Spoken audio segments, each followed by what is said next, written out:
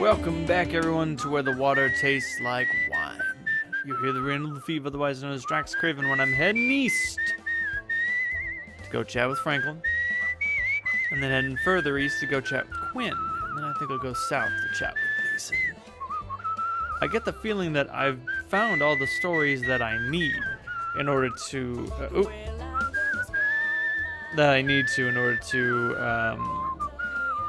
turn all the remaining characters.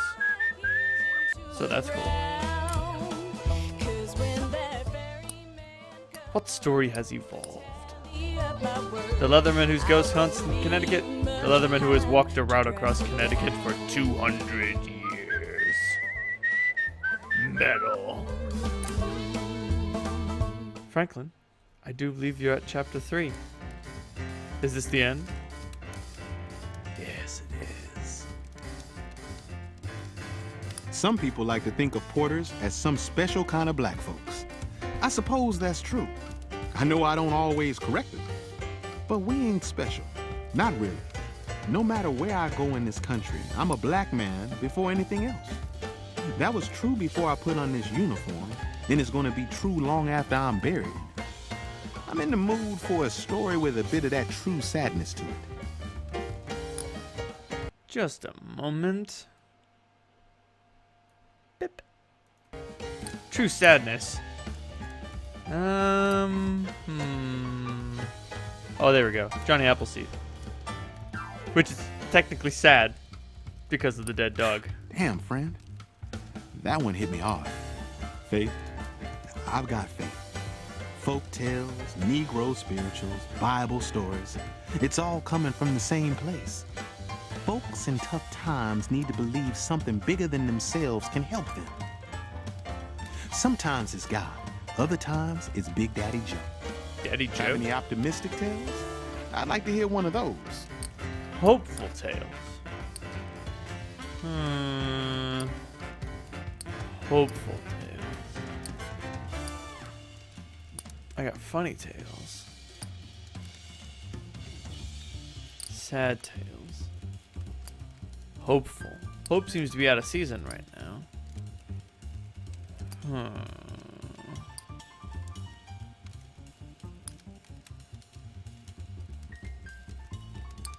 Nope. Oh, well. I'll go with Little Ben Struggles. At least make some progress. Just like I told you, friend. Miles of smiles. Choice. What's choice mean when you didn't choose to be born black in this country? I choose to make the best living I can out of a difficult situation, not chosen with my best interests in mind. You got any stories with a bit of excitement to them? Excitement? Boy, do I. I'll tell the story of the Thunderbirds who bring the storms. Not to be confused with the Thunderbird people. Didn't I hear that story on the radio? You might have. You told it better, though. Thank you. Home is changing. Black folks used to be all down in the country, but that was no home. Now we're all moving around, mostly up north. Wonder if that's gonna be any better. Maybe moving is all that you can hope for when you don't have a place to go. Anyway, you must have some funny stories to tell. Share. Funny? Ooh, boy. I don't have too many funny stories right now. Oh, crap.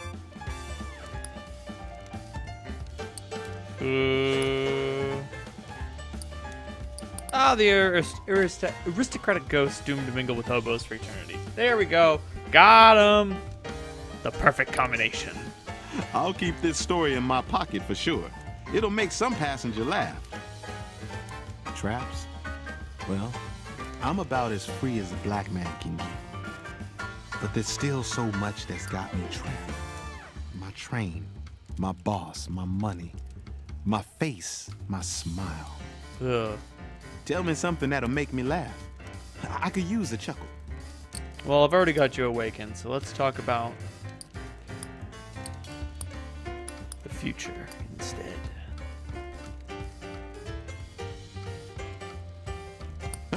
Oh, that's a good one.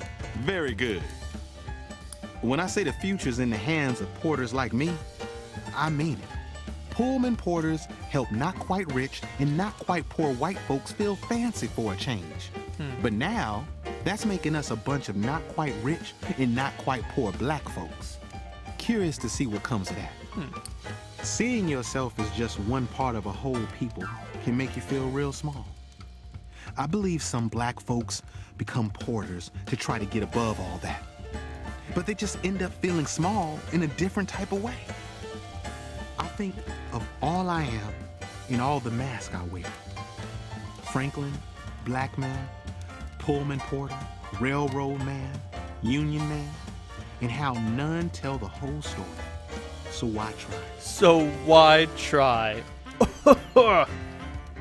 It's freeing to know you mean more than what other folks think. So what about you, friend? Who are you, completely? I'm scared to even fathom the notion. Jesus, Franklin. Don't pull no punches now. Ooh, I think I'm gonna ride the rails. Here's hoping I don't get paid a beating for my troubles. To Philadelphia, please.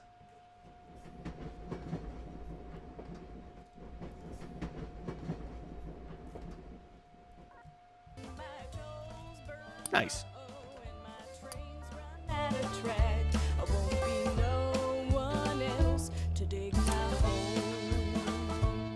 What story has evolved now?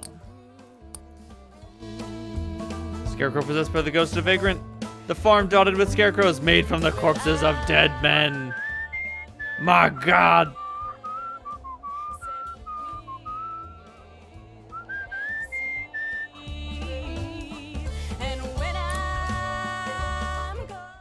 How's it going, Quinn? Chapter 3, So Many Roads. You seem an alright sort, stranger. But there are some real bums out there, and I ain't talking about folks who are down on their luck. What in the hell? Got myself run off from a nice spot I done set all up a few miles back for winter. Ain't the first time I've been run off. Let me tell you about the bunch of Judases what raised me. I was oldest, had a brother and a baby sister. The farm was small, but it weren't sad and all full of ruination in the early days. But I suppose my ma and pa couldn't make a go of it. When things started getting depressed and tight, every damn thing started to fall to pieces. First, they stole from us, money we'd been saving or earned, things they could sell. Then they abandoned my brother, letting him die instead of calling a doctor. Jesus. Then they sent me on my way, saying they couldn't provide no more, that I was too big for 'em to keep. Hey, do you got any really thrilling stories to tell? I'm hankering for one of those. If I had to guess, if that's supposed to be his true form, I don't know. I would almost suspect that it were still a guise. That the creature underneath that coat isn't necessarily dangerous, but it is terrifying. And that's what Quinn is trying to project. Because only in being fearsome does he feel safe. I can't rightly say. What is he saying? A thriller. Oh, the devil-possessed leader of the acid cult. There we go.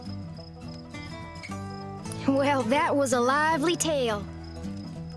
The future's slippery, I'll admit, stranger. I don't rightly know what the future's got in store for me. I make my way just fine presently, but I'm only getting older, and I fear folk'll have less kindness for me as I do. Is there gonna be a good place for me somewhere in all this wilderness? Hey, tell me one of those exciting stories. You want another exciting story? Damn it, kid.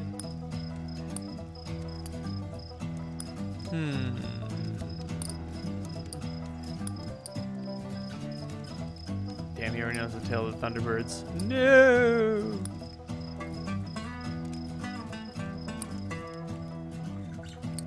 Got scary stories.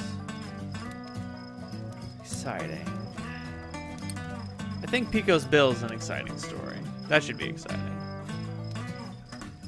Whoa, quite a story, stranger. Joy in my life. I used to be happy in that old farmhouse by the river. but it's all fuzzy now. Mostly I remember Mama and Daddy fighting over money, over the poor state of the farm. I want to hear one of them venturing tales. Got any? Venturesome. I don't know exactly what he's looking for, so I'll tell little Ben's struggles instead. Oh, he wanted a thriller. Okay. Well, that was something. You spin a good yarn. Well, talking of choices, I don't rightly know what I could have done different. Run away sooner.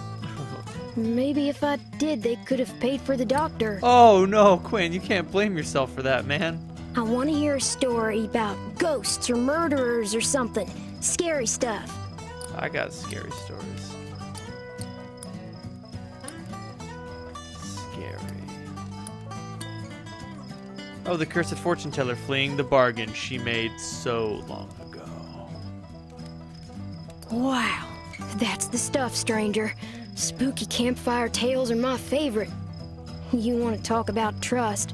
I surely did trust 'em, stranger. A mistake I don't aim to repeat. But what child ain't gonna trust their parents when times get hard and your whole world is a 5-mile stretch of muddy riverbank? Hey, tell me one of those exciting stories. Ooh, I gotta invoke the Queen of Cups. Gotta talk about that family, because that's the core of the problem. Whoa, quite a story, stranger. Makes me think of my family. Things were bad way before my folks turned betrayer on me.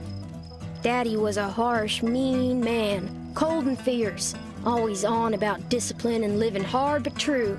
Huh, sad when I think on it. What makes you say that, Quinn? Mama was a limp sort, acted like she got all her caring out of the way long before you came along. Empty folk who couldn't keep what they had. My oh my, stranger, listen to me blubbering on about my woes.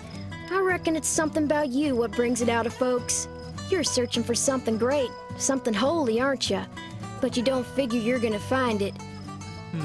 And you wonder if it can't be found at all, or if it's just you that can't find it.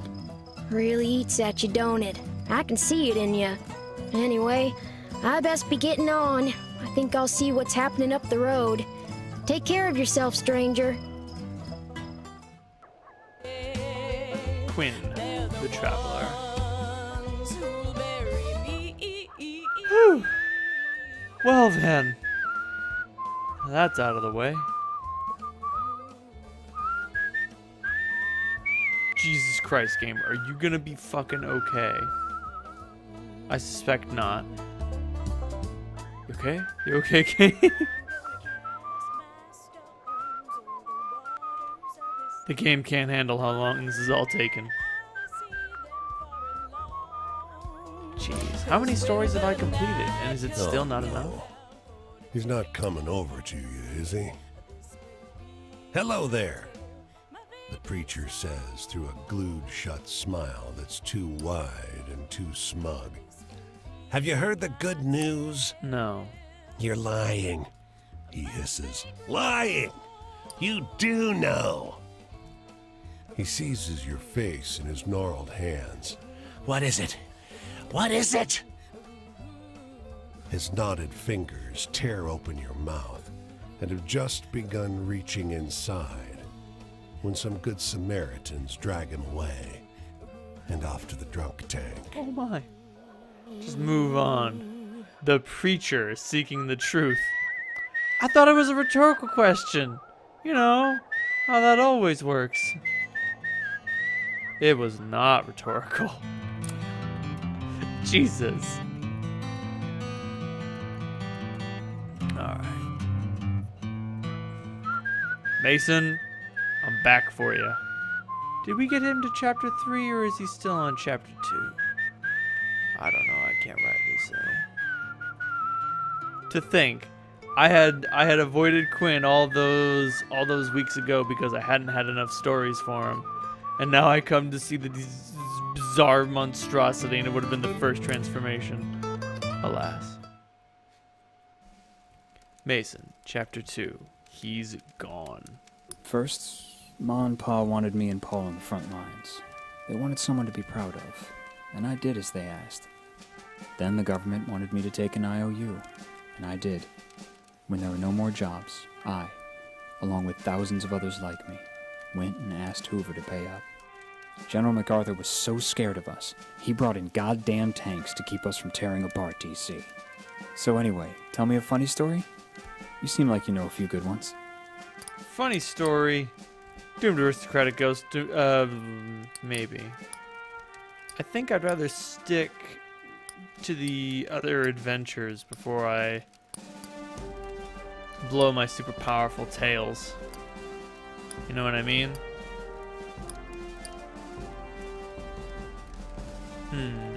Alright, let's go with Cassidy's verse. Especially just considering, like, funny tales are the ones I have the least of. Yeah, Paul would have liked that one. Jeez, Love? no effect. All the connections, which is what love is, isn't it? Drowned in the mud in no man's land with Paul. But love comes in so many forms. I love now the ability to walk more dearly than ever. I love more deeply the sun and the earth. Know any good jokes? I'm not so good at telling them anymore.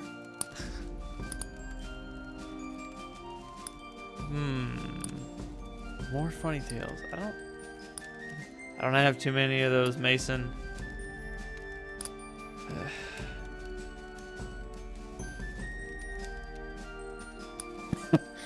Wish I could tell that one to my sister. Making choices. Well, morals ain't important to the bosses, and not to me, and not to the war. They ain't doing anyone any good anymore. Tell me a happy story. Something to make the world seem kind. Oh, darn it. Happy story, eh?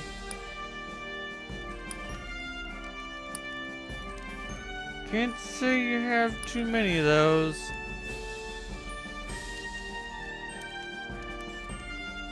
Oh wait, the saint wandering the land pulling lost souls to be saved. Right, that was a hopeful story.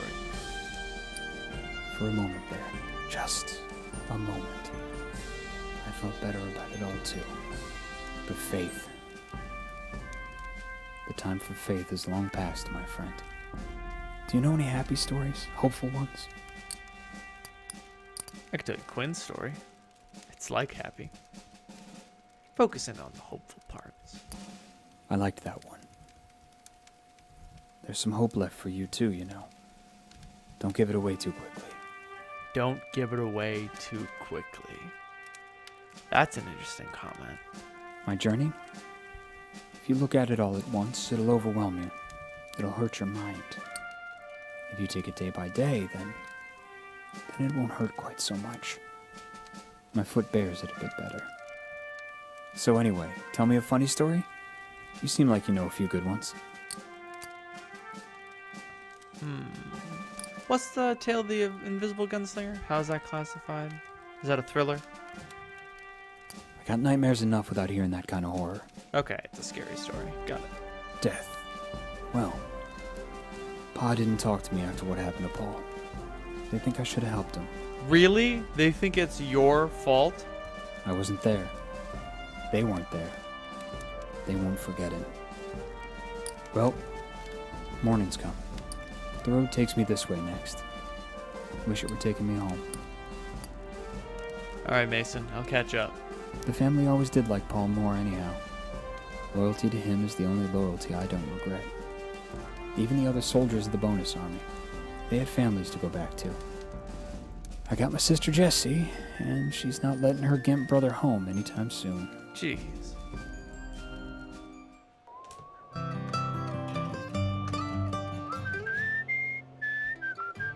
Alright, moving on to chapter 3, but let's collect this story first. And after that, I'll catch y'all up in Pennsylvania way. I'll just VoIP over there. Like only I can. You, she snaps. Level with me now. Would you walk 10 miles every day with heavy bags under your arms and a silly box on your head for some bent, double-crossing, hopped-up, out-of-shape man? No. That's what I said, too, at first.